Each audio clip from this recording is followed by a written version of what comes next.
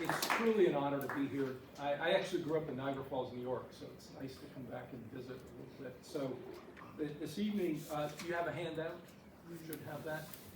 And we're going to follow that pretty consistently. And if the plan goes as designed, I'm thinking about a 30 to 45-minute talk at the most with some Q&A. I really would love to hear what your questions are, and that they could be objections if you have objections to anything that's said or questions, so feel free to do that. My training is in philosophical theology or systematic theology, so I'm going to be taking this in a philosophical direction, not a historical direction. Tonight we're going to be looking at the topic of faith and reason. What does Newman think about this? What does he think about the topic of faith and its relationship to reason? I am deeply honored by the invitation to give the Anthony Jordan Public Lecture. I thank in particular the committee for helpful conversations regarding the lecture series. These were fairly quick conversations, but very meaningful conversations. And one of the things I wanted to make sure is that what I was planning to do would fit with what you have in mind here. And it sounds like it's a really good, convenient, and wonderful fit. I've been a reader of Newman for at least the last 30 years, and primarily in what is called the analytic tradition or approach to philosophy. So I'm going to be reading Newman in light of that tradition tonight, where what we value more than anything is clarity, stipulated definitions, so you understand exactly what I'm trying to say, and if you have objections or questions about that, at least you'll understand what I'm trying to say. A central philosophical issue that Newman focused on for much of his life, I would say, if you know anything about Newman, 1801 to 1890, half of his life he was an Anglican, half of his life he was a Roman Catholic. And what I'm going to try to show tonight is that his view on faith and reason is fairly consistent from that period, from 1801 to 1890. His main question was something like this: what are the conditions under which a belief can be considered to be rational? What does it mean for a belief to be rational? And one of the areas that I work on is called religious epistemology, where we focus on the nature of knowledge and how we come to know things, or what counts as being rational. And I'm going to see if we can get a clear sense of what for Newman it means for a belief to be rational. His aim in this respect is to think carefully, critically, and closely to how people actually use the language of faith and reason. How people use the language of faith and reason. What do they actually mean when they say that a belief is rational, or a belief is consistent, or coherent, or true? What do they mean when they say that? And how do you apply that kind of inquiry to the concept of faith? Now, in the Positio, we had two sections. One on the theological virtue of faith, and one on faith and reason from a philosophical point of view. So tonight I'm going to be using faith less from the theological point of view, which is the supernatural infusion of grace in the life of a believer, to how the word faith actually gets hashed out in philosophical terminology. We were asked to do that. So our project in the Positio was to think of Newman more from a philosophical point of view rather than the theological virtue of faith. Does that make sense? So in this respect, Newman is going to look at faith within the context of real-world environments. How faith gets worked out in real, actual situations, conditions, context, rather than hypothetically imagining what faith would entail. So in this respect, for him, an adequate account of faith and reason should take things as we find them. This is a word or expression that he uses to see how faith is used in the real concrete aspect of human existence, rather than an a priori notion of reason that we sort of try to sort of impose some pre-theoretical concepts of what it means to be rational onto the faith and reason relationship. In trying to map out an alternative account to faith and reason, Newman sees two major challenges. The first is that faith is merely a moral quality, a feeling, or a sentiment. So in other words, faith is non-cognitive. It's merely a sentiment or an emotion. And in this respect, faith in that sense then waits for the findings of reason and then assents to the findings of reason. So faith is not cognitive, or it doesn't have any sort of rational component. Understood in this way, reason secures the credentials of faith, for example, by showing how the apostolic testimony is trustworthy and how its purported revelation, in fact, is warranted by the evidence of miraculous nature. So this is, I think he has in mind, Richard Whately, who was his mentor. That you figure out what the evidences are, and then you subscribe to the faith in light of those evidences. Does that make sense? Faith, then, in this sense, relies explicitly on the kind of reasoning and the resultant evidential support that you get from that kind of reasoning. Now, Newman says the depiction of faith as a mere sentiment is, I quote, a dream and a mockery. And Newman, one of the things you have to realize when you read Newman is he's very rhetorical, very polemical. And so you have to read through the polemical statements that he makes, because if you're not careful, you might read a polemical statement and think that's exactly what he means. But there are times in which he'll say things that cause you to, let's just say, scratch your head a little bit. So what is he getting at here when he says that? What he's getting at is that faith is not something that happens in addition to reason, and I'm going to get to this in a second. Faith for him is a kind of reason. I'll talk about that in just a minute. So the first challenge is that faith is merely a sentiment or an emotion. The second challenge is that faith is reducible to an explicit kind of reasoning. So in other words, when you get up every day, in order to be rational, you have to be able to go through all the steps, the mental, rational steps, prior to making decisions, and be aware of how those syllogisms add up and those conclusions add up, and then you make decisions. And Newman's point is that's not how reason works in general. It's not merely a formal, syllogistic kind of reasoning. So that's the second challenge. Such a view, he says, fails to grasp and make a basic distinction between reasoning and arguing. The difference between how our minds actually work and how the way in which our minds work, how that gets represented in a formal way. And so Newman makes this distinction between implicit and explicit reasoning. There are two modes of reasoning, which we're going to talk about in just a few minutes. And Newman says, if you're not careful, you isolate the formal kind of reasoning as the only way in which something is rational. I think we know now, Newman is way ahead of his time in this respect. We know now, we have a concept we call automaticity, which is to say that when we go out throughout the day, we make so many decisions without being aware of all the reasons that we make those, all the reasons for why we make those decisions. And so for Newman, it's just simply not the case that reason is reducible to a formal mode of argumentation. Okay, those are the two challenges for him. Faith for him, in this respect, is not, again, merely a sentiment or an emotion, or merely reducible to a formal mode of reasoning. Okay, those are the two challenges. I want to make sure we're clear on that. Faith for Newman, then, is a propositional attitude. And it is about something. There is an object of faith. He wrote an essay in aid of a grammar of assent, trying to clarify what it means to actually assent to propositions or to a particular set of beliefs. In this respect, he doesn't think faith is merely supernatural. It certainly can be in terms of its origin, where it comes from, God. But the way it works is not some sort of add-on to the natural world. What Newman's trying to do is, one of his best friends was William Froude, who was a skeptic. William Froude, the Fruit Society. He was an engineer. And Froude assumed that in order for a belief to be rational, you had to have the absence of doubt.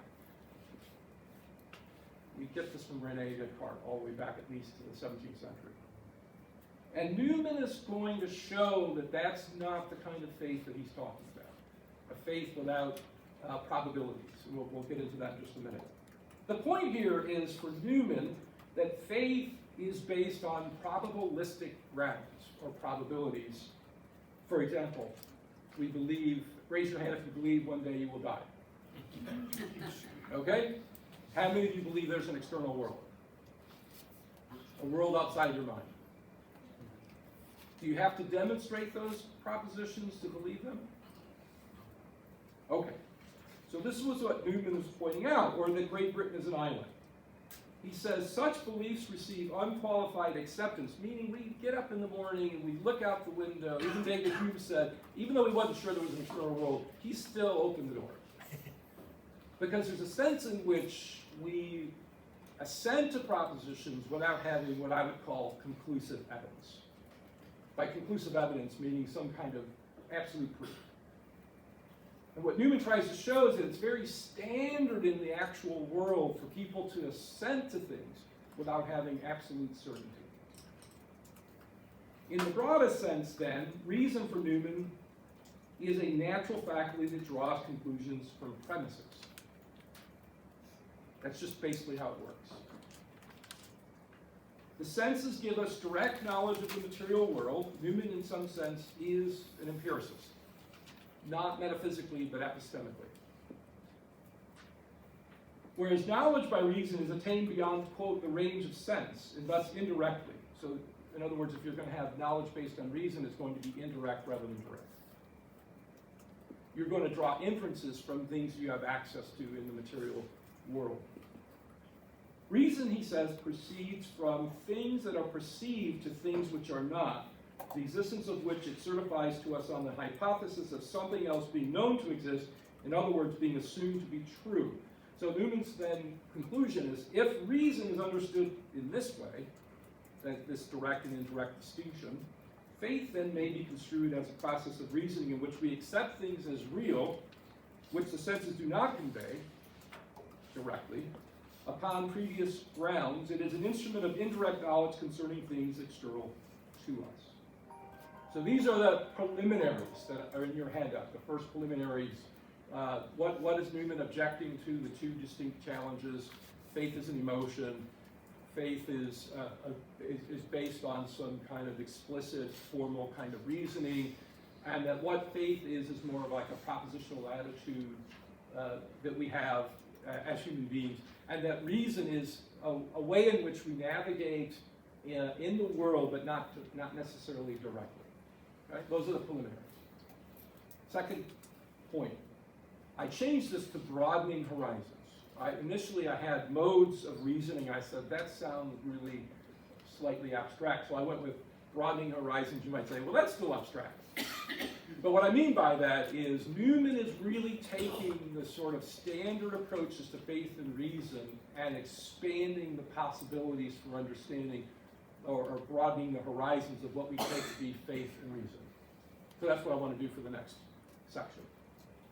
A crucial distinction for Newman is between the origin of justification, or the origin and the justification of religious belief. So what do I mean by that? There's how we come to believe things, and there's a way in which we are more explicitly aware of how we come to believe things.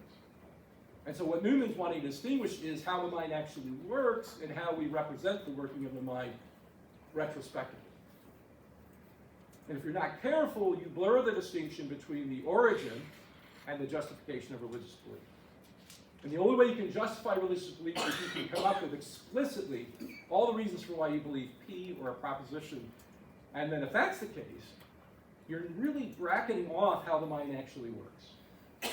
So when I say broadening horizons, what I mean is that Newman is looking at faith and reason in terms of implicit and explicit kinds of reasoning. All right? So in this sense, Newman is distinguishing between the evidential considerations in the formation of religious belief and the articulation of these conditions that we come to retrospectively. Explicit reasoning, he says, may be the judge without being the origin of faith, and that religious belief may be justified by this mode of reasoning without making use of it. In other words, the operation of the mind is not reducible to the capacity to formalize one's reasonings, and not all the grounds that are reducible to publicly available evidence. And I'm going to get into this later when he makes a distinction between private and public evidence. I'm going to talk about that later on, but not right now. As a result, religious belief is not an illogical process because it is not exhibited in logical form, formally speaking, but rather the analysis of reason does not make reason good, but proves it to be so. So in other words, there's the way the mind works, antecedent to our representations, and then our representations. And because we don't represent that doesn't mean there isn't something rational happening in terms of the steps that one takes to come to believe in God or not believe in God. Now, Newman's distinction between implicit and explicit reasoning does not suggest that religious belief is impervious to critical reflection. So in other words, we're in the clear. We can exempt our viewpoints from explicit analysis. Newman's not saying that. In fact, he thinks it's problematic to exempt religious belief from rational analysis. Though faith is, quote, the simple lifting of the mind to the unseen God without conscious reasoning or formal argument, still the mind may be allowably, nay, religiously engaged in reflecting upon its own faith, investigating the grounds and the object of it, bringing it out into words, whether to defend or recommend or teach it to others. So Newman makes a distinction between there being grounds for why we believe particular things and our ability to spell out those grounds more explicitly. It is clear that Newman does not think that everyone needs to be engaged in this kind of critical thinking, but to rule it out is to discard the science of theology from the service of religion. In many ways, people largely come to believe implicitly and most likely defer to others who are in a position to help them do that. Along these lines, Newman makes the following distinction between simple and complex assent. Simple assent is often unconscious and even automatic. That is, propositions pass before us and receive our assent without our consciousness or without a recognition of the grounds of a particular simple assent. Newman also makes a comparable distinction between the original process of reasoning and the process of investigating our reasoning. Okay, so there's a sense in which we all come to believe in particular things, and then there's a sense in which we evaluate those implicit kinds of reasoning. The exercise of analysis is not necessary to the integrity of the process analyzed. Okay? So there's the explicit, formal kind of reasoning, and then there's the implicit. The subtleties and nuances of Newman's account of faith and reason can be seen in his parody argument in the University Sermon, or University Sermon 11. You look at that. The aim of this sermon is not to reject the claims of reason, but to call for a subtler appreciation of the way in which reason actually works. In fact, Newman thinks that religious belief has grounds and is subject to rational analysis. The core of Newman's parody argument is to show that faith is a kind of reasoning distinct from formal argumentation, as I've mentioned. In other words, religious belief is not divorced from reason, but like most of our beliefs, involves a kind of implicit reasoning. And he gives several examples of that in his thinking. As a result, Newman's account of faith and reason does not reject the importance of reasoning or a reflexive component. He actually thinks there's something reflexive going on in the process of how one comes to believe in God. The distinction really, as I've mentioned, is between the implicit process and the capacity to translate that implicit process into formal or explicit kinds of reasoning. To illustrate his point, Newman uses the following examples.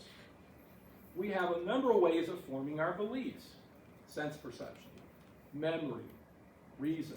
We utilize, let me just ask you a brief question. When we use our memory, when we use our reason, when we use our sense perception, are we fully aware of all that's happening when we do that? Yes, no, maybe? So are we rational for using our memory, our sense perception, and our reason before we're aware of all and how that works?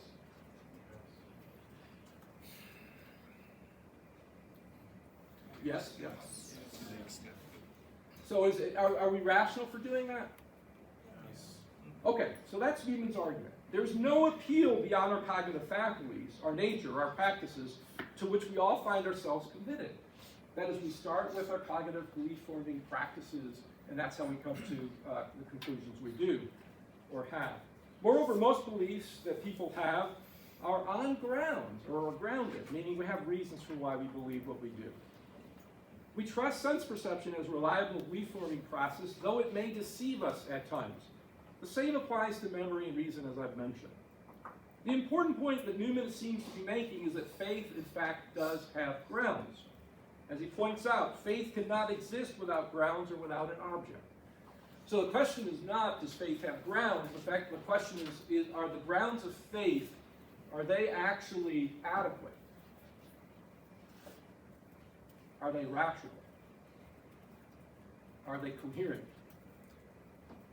So we all start with particular reasons for why we believe, and the question is, are those reasons that we have forthcoming in terms of larger argumentation and evaluation? So what Newman seems to reject out of hand, then, is the claim that religious belief requires or is synonymous with the operation of an explicit or demonstrative kind of reasoning. Though reason plays an important role in how we come to believe what we do, the evaluation of the process is not initially explicit in nature. Overall, Newman's point seems to be that the activity of the mind is often richer and more subtle than the kind of reflexive activity in the explicit mode of reason. Okay, so the first main point of the second section is that there's a distinction between implicit and explicit reasoning. Okay? Long-winded way to say there are these horizons that we think of when we think of faith and reason that are broader than the way they've been thought about traditionally. Okay, section 3, the whole person reasons. What do I mean by that? The whole person reasons. Newman's dissatisfaction with some basic claims regarding faith and reason, the two claims that we see are that faith is a form of is a kind of emotion, or that faith is reducible to some kind of explicit way of reasoning. Newman rejects those two, and so what he wants to think about is the way in which we can think about the whole character of the person as it relates to faith and reason. The whole character of the person. Such an emphasis is not an invitation to superstition, fanaticism, enthusiasm, nor does it replace reason with a kind of emotion like love. Rather, what Newman seems to have in mind is the right relationship of or to the object of faith. So when we think of the object of faith, what's the object of faith? God, right? In this sense, Newman says that if it is the whole person that reasons, then wish fulfillment or fantasy or superstition is not what he has in mind when he's thinking about the relationship between faith and reason. Newman says that it is the whole person that reasons. He also thinks that wishful thinking, as I've said, is philosophically problematic. So having this kind of affection that comes with faith is not an invitation to wish fulfillment. Our background beliefs, our biases, our personal inclinations, and so on can in fact get in the way of deciphering correctly what are in fact true beliefs. Both the moral and intellectual aspects of our existence require and admit of discipline, as it is no disproof of the authority of conscience that false consciousness or conscience abound. So I think what Newman is basically saying is that faith in reason, when properly viewed in relationship to the whole person, can have an emotional or affective dimension to it. Okay? Properly formed faith involves reasoning upon holy, devout, and enlightened presuppositions or presumptions. Namely, deliberately, seriously, soberly, piously, and humbly counting the cost and delighting in the sacrifice. However, Newman's understanding of the role that the passional nature plays in the evidential considerations of faith is complex and multifaceted. On the one hand, he rejects, as we have seen, the claim that faith is but a feeling, an emotion, an affection, and so on. So what he's rejecting is that emotions are merely just feelings or affections or fantasies or superstitions. On the other hand, Newman thinks that the passional nature can be epistemically beneficial, that the passional nature of reason can actually have an object that is attached to in a way that can be beneficial. Newman, for example, makes a connection between love and the acquisition of particular intellectual goods. That is, he insists on the importance of a properly formed mind or the possession of an abiding disposition. I quote, "The divinely enlightened mind sees in Christ the very object whom it desires to love and worship. The object correlative of its own affections, and it trusts him or even believes from the fact of loving God." In this respect, love, far from distorting our outlook, is an abiding disposition for knowledge of God.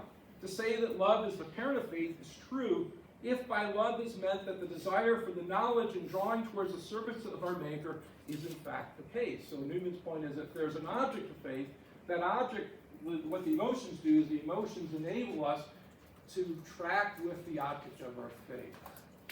Okay? Accordingly, a properly disposed mind creates and disciplines faith, while guarding it from deficiencies such as superstition, fanaticism, and dogmatism. Love, he says, is the eye of faith, a discriminating principle which keeps it from fastening on unworthy objects and degenerating into enthusiasm and superstition. The distinction here is between an improperly and properly formed heart and mind. Thus, Newman does not divorce reason from love, but actually sees love as a basis for tracking properly the object of its particular faith. Love, he says, is a vital part of our cognitive apparatus whereby we come to perceive things divine, ruling out inappropriate depictions of the divine.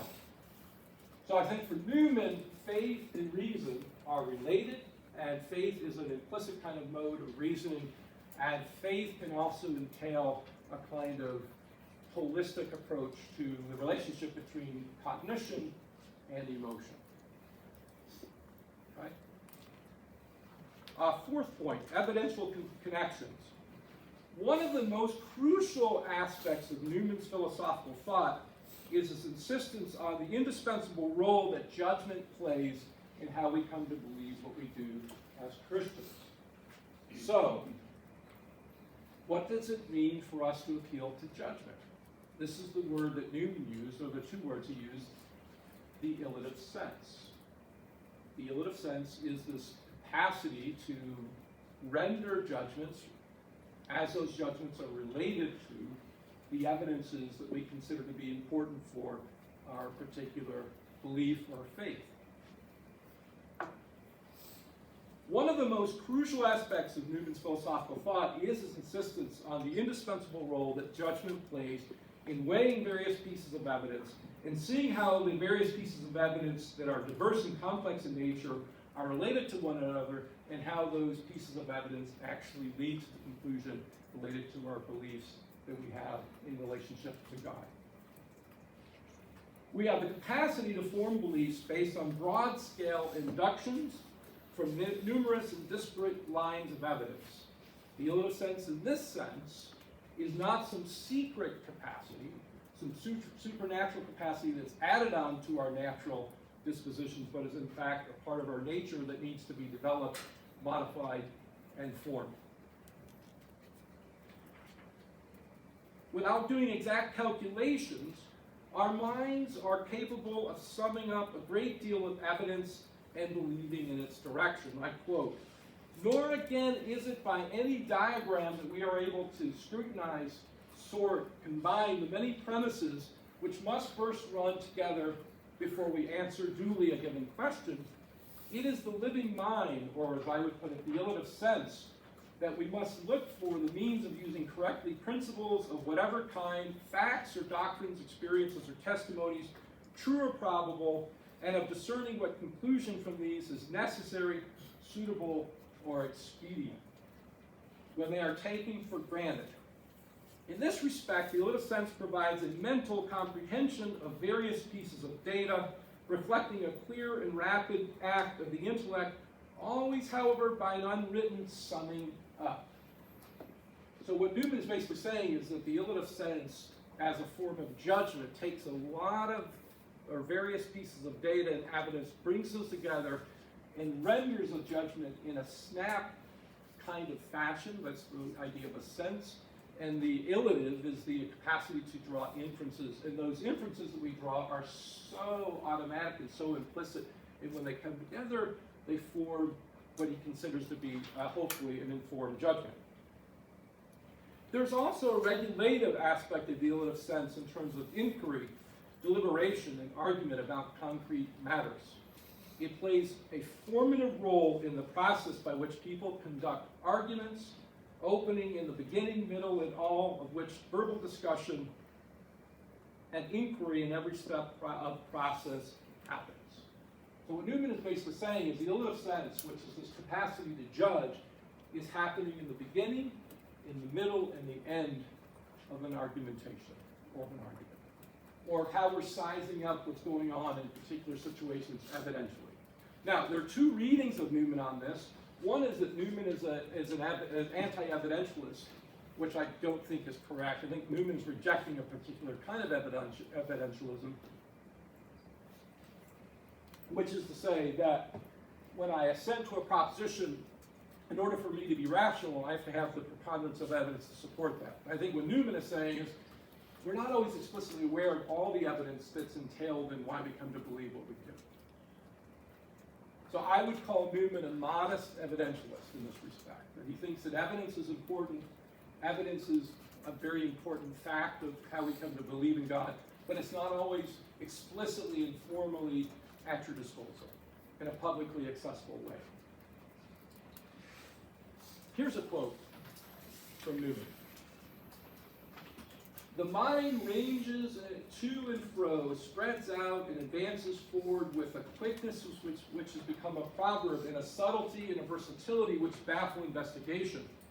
It passes on from point to point, gaining one by some indication, and another on a probability, then availing itself of an association, then falling back on some received law, next seizing on testimony, then committing itself to some popular impression, some inward instinct, some obscure memory, and thus it makes progress not unlike a clamberer or a steep cliff climber, but actually, this is fascinating, thus it makes progress not like a clamberer or a steep cliff climber, who by quick eye, prompt hand, firm foot ascends, how he knows not himself, by personal endowments and by practice, rather than by rule, leaving no track behind him, unable to teach another, and such is mainly the way in which all people, gifted or not, commonly reason, not by rule, but by an inward fact.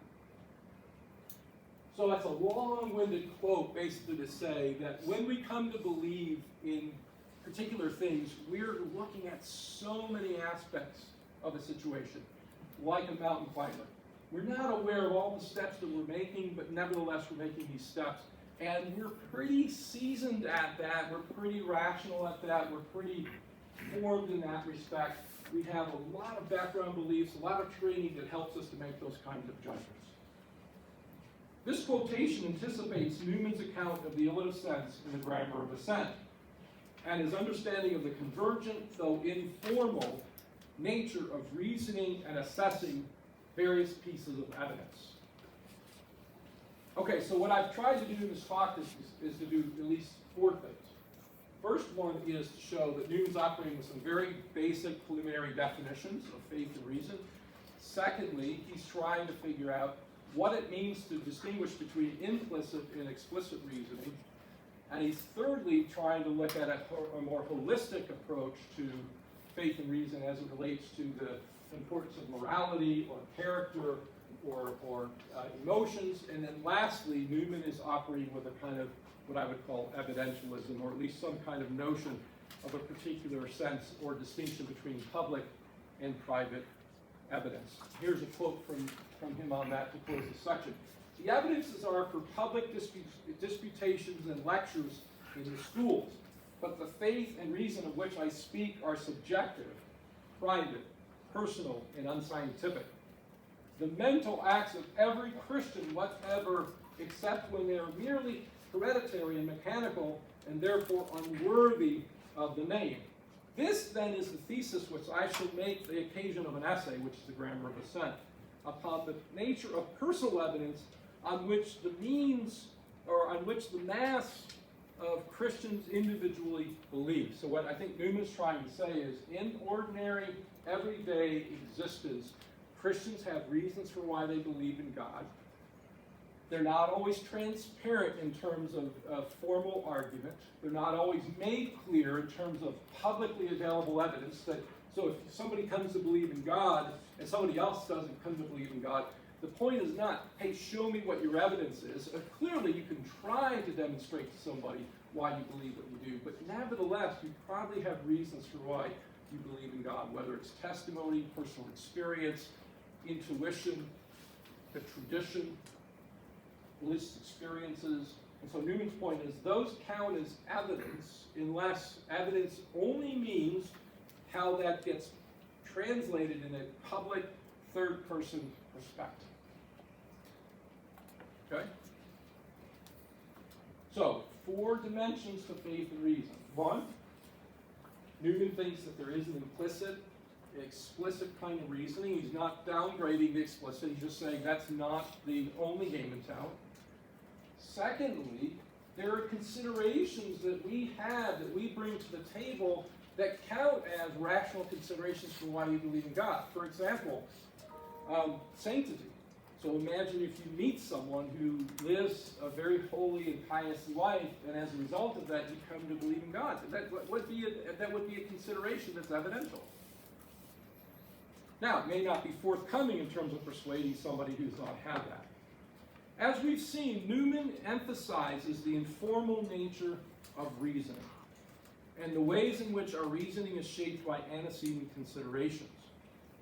Our reasoning proceeds from starting points and with collateral aids not formally proved, but more or less assumed. The process of assumption lying in the action of the relative sense as applied to primary elements of thought respectfully congenial to the disputants. Faith for Newman is neither a leap in the dark, meaning it's not something like this. If somebody comes to you and says, well, why do you believe in God? I don't know. I just decided, I just woke up this morning and decided that I would believe in God, or not believe in God. Usually you have reasons. Are those reasons translatable to others? Do those reasons sort of convince others? Probably not. Not at least initially. So in that sense, Newman is not a fideist. He doesn't think that faith is willing herself to believe in spite of the evidence. He thinks there's some sort of evidence for why people believe or don't believe in God. Though there is a willingness to rationally assess one's faith, such as a process of evaluation, and that it is evaluated and shaped by your training, your experiences, your communities, your background beliefs, your convictions. This is all that goes into how one has faith. The commitments we bring to the evaluation of evidence and argumentation are religiously or non-religiously loaded. Meaning we all start out with assumptions. We all have background beliefs. The question is not that. The question is, what do we do with those background beliefs? In what way do those background beliefs help us in terms of our evidence, in terms of our assumptions, in terms of our assessments? So in this lecture, I've spelled out briefly, very briefly, Newman's understanding of the relationship between faith and reason. Faith is a form of reasoning, an implicit form of reasoning. That is, it functions in some sense as a way of reasoning about things. And in this respect, Newman thinks faith is not exempt from rational scrutiny. It's open to rational consideration. Rational evaluation certainly includes critically assessing religious belief, though it does not require conclusive evidence. Newman does not think in order to believe something you have to have knockdown conclusive evidence. So in that respect, Newman is restricting the notion of what counts as enough entailing evidence. Second, faith or religious belief, like other domains of inquiry, employs an informal and cumulative kind of reasoning. And he uses the example of a cable, which is to say the cable is made of a bunch of strands, and those strands individually are not sufficient, but when combined are sufficient for having enough evidence to support one's claim to having faith.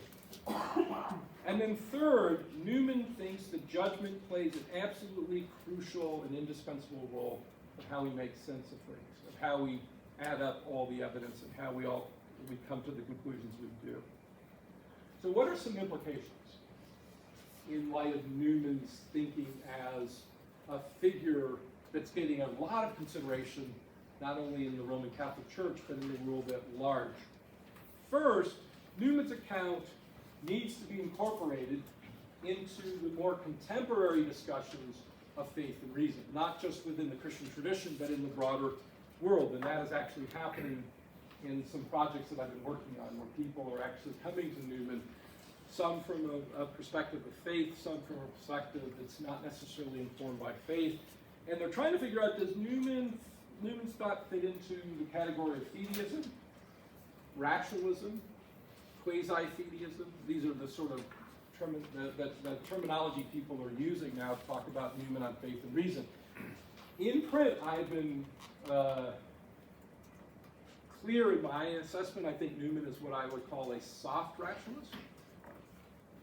By that I mean that Newman thinks that reason is indispensable to faith, but he does not think that in order to have a rational faith, it has to be based on conclusive, knockdown, demonstrable forms of evidence. And moreover, the rational component is not exempt from a commitment. In other words, we all have a commitment of faith, and then we bring that commitment, or a commitment of unbelief, we bring that commitment to the evaluation of faith. And so I think Newman, in some sense, is what I would call a soft rationalist, somewhere in between a fideist and what I would call a hard rationalist. When our concept of rationality includes an informal reasoning, we find out that religious belief is not unique, meaning reason happens to work in a simplistic way, not only in religion, but outside of religion or outside of religious belief. While acknowledging the bar of hard rationalism is too high from Newman's point of view, that is to say, it's not really consonant with the way in which people actually come to express their faith or express their beliefs, there nevertheless still are evidential demands. The people want to know the reasons for why you believe what you do. They want to be able to see, perhaps, maybe in a cumulative case fashion, why it is that the Christian faith makes sense to you. What are your reasons? What are your arguments? So it's not a lack of engaging arguments or reasoning, but it's probably not as over the top as the assumption that in order to believe propositions in a particular way, I have to have knockdown arguments. Does that make sense? So why Newman's thought?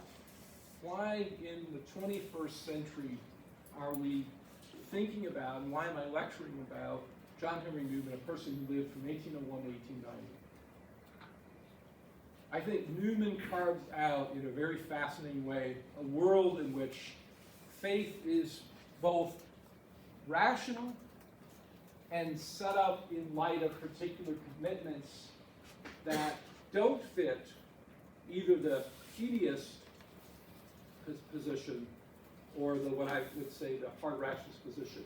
So in other words, the options in the 19th century were either John Locke, right, the standard empiricist option, or Soren Kierkegaard. You either will yourself to believe, or what? Have the preponderance of evidence. And that's what Locke said. But what Newman did is Newman challenged Locke and gave plenty of examples in which the preponderance of evidence, if that's the basis of your examination, doesn't necessarily support the conclusion. And there are plenty of things. Locke has three categories: intuition, demonstration, and probability. And Newman shows that probability does perhaps fit into the category of certainty or knowledge, whereas Locke threw that out. And I think what Newman does is he tries to show that we probably know and believe things with reasons in a way that goes beyond these narrow construals of like what we call fideist and a hard rationalist proposal. Now, the work is not over. I mean, we have more work to do in terms of Newman's thought. But I think what I was hoping for tonight is to give you just a brief very brief set of comments on the relationship between faith and reason in John Henry Newman. I hope that's been clear. I hope it's been persuasive enough. But now I want to open it up to questions, objections, worries, or concerns. Thank you.